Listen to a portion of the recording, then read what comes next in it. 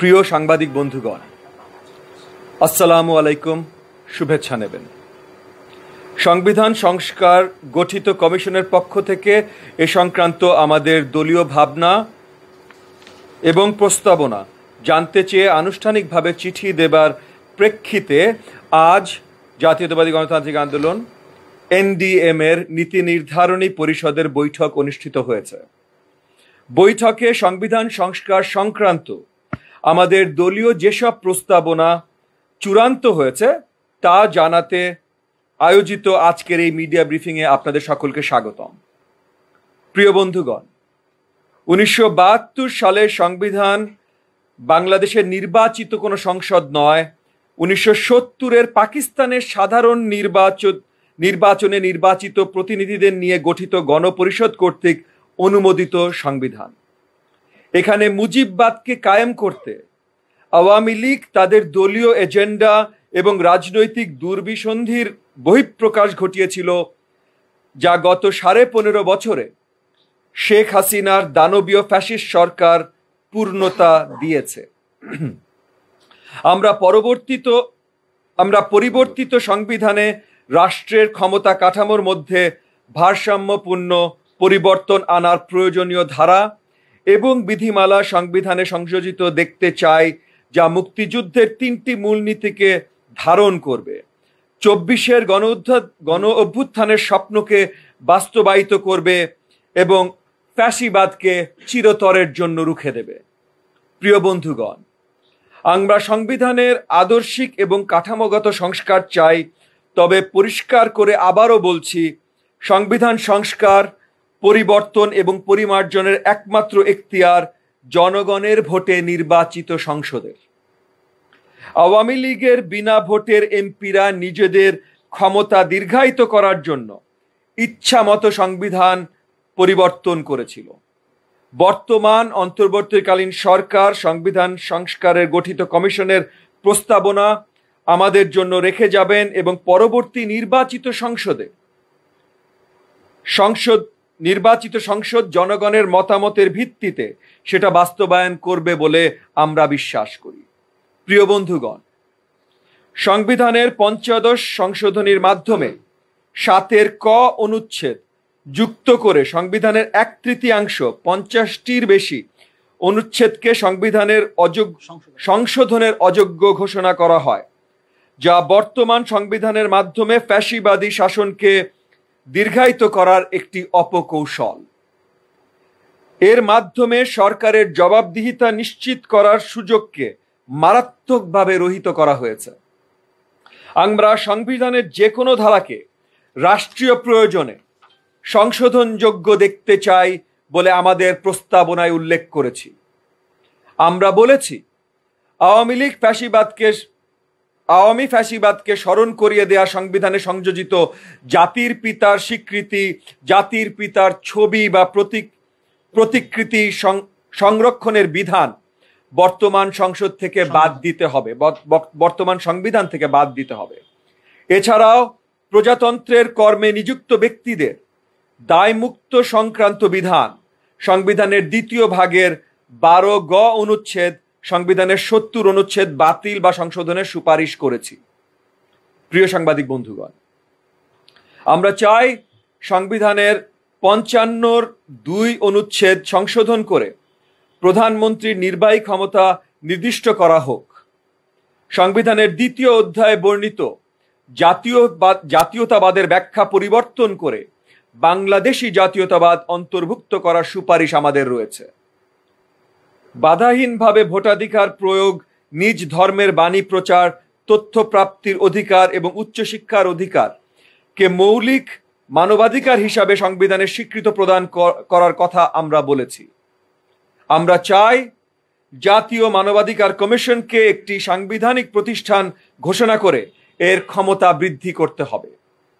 এছাড়াও জনপ্রশাসন রাজনৈতিক প্রভাব মুক্ত হয়ে কাজ করছে কিনা সেটা যাচাইকরণ এবং এ সংক্রান্ত অভিযোগ নিষ্পত্তিকরণের উদ্দেশ্যে সাংবিধানিক প্রতিষ্ঠানের মর্যাদা সম্পন্ন একটি স্বতন্ত্র কমিশন গঠন করতে হবে। আমরা চাই আইনসভাকেও উপজেলা প্রশাসনের কাজে সরাসরি সম্পৃক্ত হতে পারবেন না। সংবিধানে এমন বিধান সংযোজন করতে হবে। প্রিয় বন্ধুগণ, আদালতের নির্দেশনা আইনসভা কতটুকু বাধ্যতামূলকভাবে মেনে চলবে সেটা সংবিধানে সুস্পষ্ট হতে হবে এবং বিচার বিভাগের স্বাধীনতা নিশ্চিত করতে স্বতন্ত্র বিচার বিভাগ সচিবালয় প্রতিষ্ঠার বিধান সংবিধানে সংযোজন করতে হবে। এছাড়াও সংবিধানের ৯৫ গয়ের ২ ধারা সংশোধন করে প্রধান বিচারপতি এবং আপিল বিভাগের বিচারপতিদের যোগ্যতা নির্ধারণ করে দিতে হবে। নির্বাচনকালীন সময়ে আইনসভা ভেঙে দিয়ে অন্তর্বর্তীকালীন সরকার গঠন, দ্বিকক্ষ বিশিষ্ট আইনসভা এবং ইলেকটোরাল কলেজ বা নির্ধারিত নির্বাচক মণ্ডলী দ্বারা রাষ্ট্রপতির নির্বাচনের বিধান সংবিধানে সংযোজনের সুপারিশ আমরা রেখেছি। আপনাদের সকলকে ধন্যবাদ। জয় বাংলাদেশ। ধন্যবাদ। আপনারা প্রশ্ন করতে পারেন এর সংক্রান্ত, শুধু নাম পরিচয় দিয়ে প্রশ্ন করুন। ভাই, আমার নাম কিমন। এখন জি, ছোট মনে হচ্ছে আমি। আপনারা মোট কতটি প্রস্তাবনা দিয়েছেন? জি, হচ্ছে সংবিধান বাতিলের একটি মানে কথা চলছে বা দাবি উঠেছে অনেক জায়গায়, কিন্তু আপনারা কি বাতিলের পক্ষে না সংস্কারের পক্ষে কিনা এই বিষয়টি একটু ক্লিয়ার করুন। আরেকটা বিষয় হচ্ছে, আপনি বললেন যে নির্বাচিত প্রতিনিধিরাই সংবিধান সংশোধনের যোগ্যতা রাখে বা তারাই আসলে দায়িত্ব পায়, কিন্তু আপনারা তো প্রস্তাবনা দিচ্ছেন অন্তর্বর্তী সরকারের কাছে, তো এই বিষয়টা একটু ক্লিয়ার করুন। জি, প্রথমত ৫টা বড় দাগে সংবিধান সংস্কার কমিশন আমাদের কাছে জানতে চেয়েছে আমরা সংবিধানে কি সংস্কার দেখতে চাই। সেই ৫টা বড় দাগে ওভারঅল আমরা ৩২টা রিফর্ম উপস্থাপন করেছি, ৩২টা রিফর্ম উপস্থাপন করেছি। এর বাইরে যে আরো কিছু থাকতে পারে না তা না, কিন্তু যেই দাগে তারা চেয়েছেন আমরা সেই দাগে তাদেরকে জানিয়েছি। আমরা আশাবাদী যে এগুলো সবগুলোই তারা সুনজর দেবেন। তারা কতখানি পারবেন এটা নিয়ে আমি অ্যাবসলিউটলি শিওর না এখন পর্যন্ত। আপনার দ্বিতীয় প্রশ্ন ছিল সংবিধান কতখানি পুনর্লেখন না সংযোজন। দেখেন, আমাদের একটা ডকুমেন্ট আছে, আসলে কিছু আছে ভাষার বিড়ম্বনা। আমার কাছে এখানে ৩ পাতা আছে।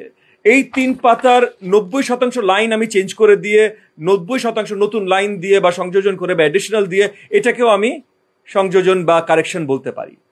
আবার যেহেতু 90% আমি চেঞ্জ করে দিচ্ছি, এটাকে আমি পুনর্লিখন বলতে পারি।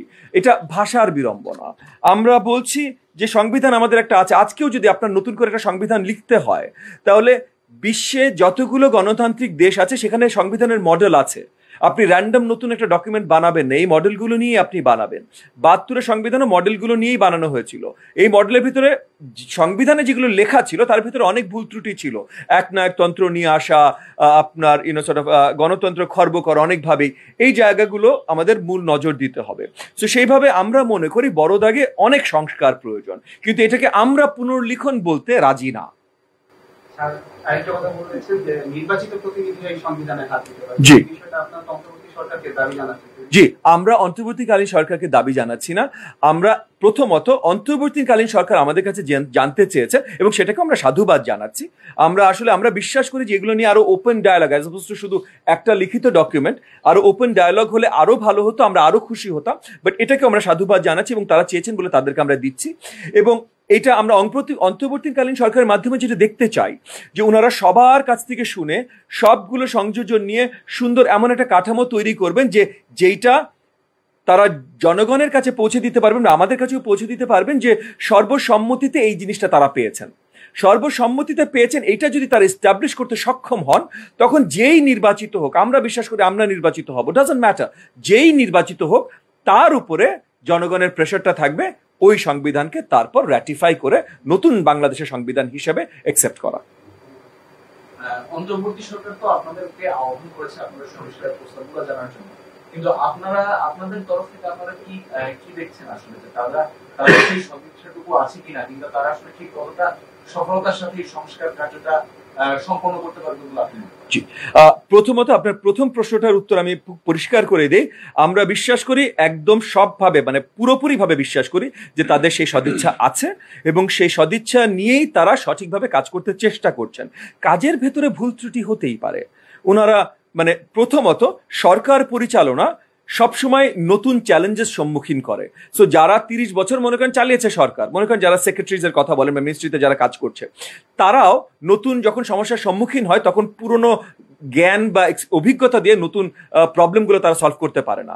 আর আমরা আমাদের এই মাননীয় অন্তর্বর্তীকালীন সরকারের উপদেষ্টা মণ্ডলীতে যাদেরকে পেয়েছি তারা অত্যন্ত সম্মানিত ব্যক্তিত্ব, কিন্তু তাদের সরকার পরিচালনার অভিজ্ঞতাটা নেই। সো তার জন্য ভুল ত্রুটি তাদের কাছ থেকে আরেকটু বেশি হতে পারে বা হবে, এটা এগেন কোনো সারপ্রাইজিং কিছু না। কিন্তু তাদের সদিচ্ছা আছে, তারা বাংলাদেশের জনগণের জন্য এখন পর্যন্ত কাজ করছেন, আমাদের জন্য কাজ করছেন এবং আমাদেরকে যতখানি পারেন সম্পৃক্ত রেখে কাজ করছেন। আমরা জাস্ট তবুও আমাদের একটা ডিমান্ড তাদের প্রতি আছে যে সম্পৃক্ততাটা যদি আরো বাড়ে তাহলে তাদের কাজটাও আরো সোজা হয় এবং কাজগুলো আরো সুন্দরভাবে আরো পরিপূর্ণভাবে কমপ্লিট করা যেতে পারে।